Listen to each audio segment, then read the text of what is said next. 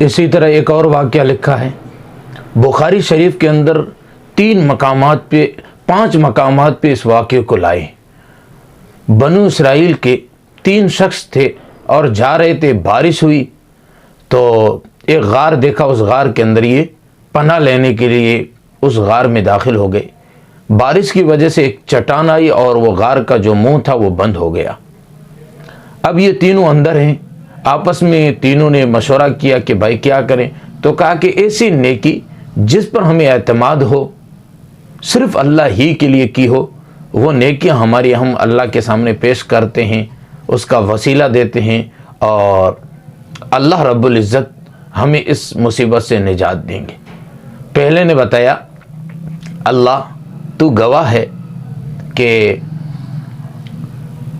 میرے ماں باپ بوڑھے تھے، میں بکریاں چرایا کرتا تھا، میں روزانہ بکریوں کا دودھ لاتا، پہلے اپنے ماں باپ کو پلاتا، بعد میں اپنے بچوں کو پلاتا۔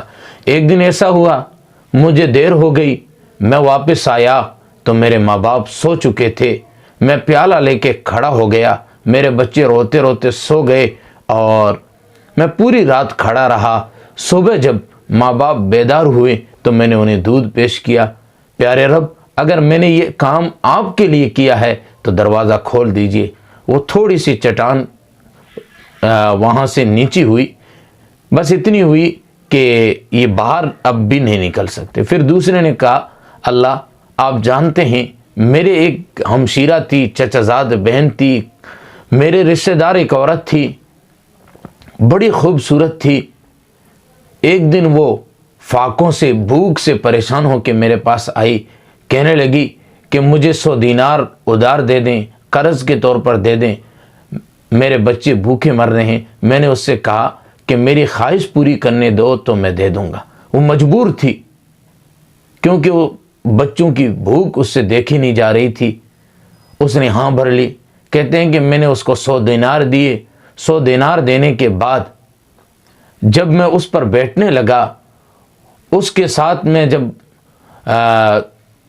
اپنا منہ کالا کرنے، گناہ کرنے لگا، جب اس عورت کی زبان سے ایک جملہ نکلا اتق اللہ، اللہ سے ڈر، یہ میرے شوہر کی امانت ہے، میرے شوہر کے علاوہ کسی نے آج تک مجھے چھوا نہیں ہے، میں مجبور ہوں۔ کہا کہ اس نے یہ جو جملہ اتق اللہ، اللہ سے ڈر، یہ جملہ کہا، میں فوراً کھڑا ہو گیا، میں نے اس کو درم بھی معاف کر دی، اسے چھوڑ دیا۔ اللہ یہ عمل میں نے صرف آپ کے لیے کیا تھا، اگر یہ عمل میرا مقبول ہے تو اللہ اس کو ہٹا دے۔ تھوڑی سی اور ہٹی۔ پھر تیسرے نے کہا اللہ ایک آدمی کو میں نے اپنے یہاں مزدوری کے لیے رکھا، اس سے کہا کہ اتنا غلہ دوں گا۔ وہ آدمی مزدوری کیا، مزدوری کرنے کے بعد وہ اپنی مزدوری لیے بغیر چلا گیا۔ میں نے اس کا انتظار کیا، وہ نہیں آیا، میں نے اس کے غلے کو بویا زمین میں، اناج ہوا۔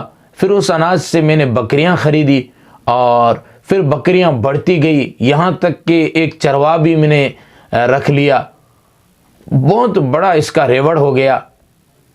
جب چند سالوں کے بعد وہ میرے پاس آیا، میں نے اس سے کہا کہ یہ سارا ریوڑ اور یہ چرواہا تیرا ہے، تو لے جا۔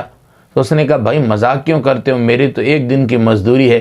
میں نے کہا نہیں، تیری مزدوری کو میں نے یہاں لگایا اور اللہ رب العزت نے مجھے یہ فائدہ دیا، یہ سب تیرا ہے۔ اللہ اگر یہ عمل میں نے تیرے لیے کیا ہے، اس کو دروازے کو کھول دیجئے۔ پورا دروازہ کھل گیا اور یہ تینوں باہر نکلے۔ اب یہاں پہ میں نے یہ پورے واقعے کی تفصیل بیان کی۔ اصل بات مجھے جو کہنی تھی ماں باپ کی اطاعت کے متعلق، دیکھیں ماں باپ کی اطاعت کا بدلہ دنیا میں بھی ملتا ہے، اللہ رب العزت وباؤں کو ٹالتے ہیں۔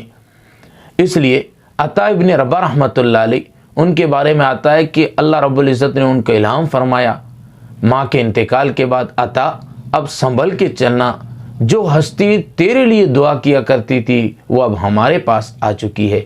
تو ماں کی دعائیں اولاد کے ارد گرد پھیرا دیا کرتی ہے۔ اس لیے کسی شاعر نے کہا بھی ہے کہ دور بیٹھا کوئی تو دعائیں دیتا ہے، دور بیٹھا کوئی تو دعائیں دیتا ہے، میں ڈوبتا ہوں سمندر اچھال دیتا ہے۔ تو یہ ماں باپ کی دعائیں انسان کے چاروں طرف پھیرا دیا کرتی ہیں۔ تو اس واقعے سے یہ بات ملتی ہے کہ ماں باپ کی اطاعت اللہ کے یہاں کتنی مقبول ہے۔ اللہ رب العزت نے ایسی مصیبت کو ٹال دیا، تو ہمیں چاہیے کہ ہم اپنے ماں باپ کی اطاعت کریں، ان کی خدمت کریں۔ اللہ رب العزت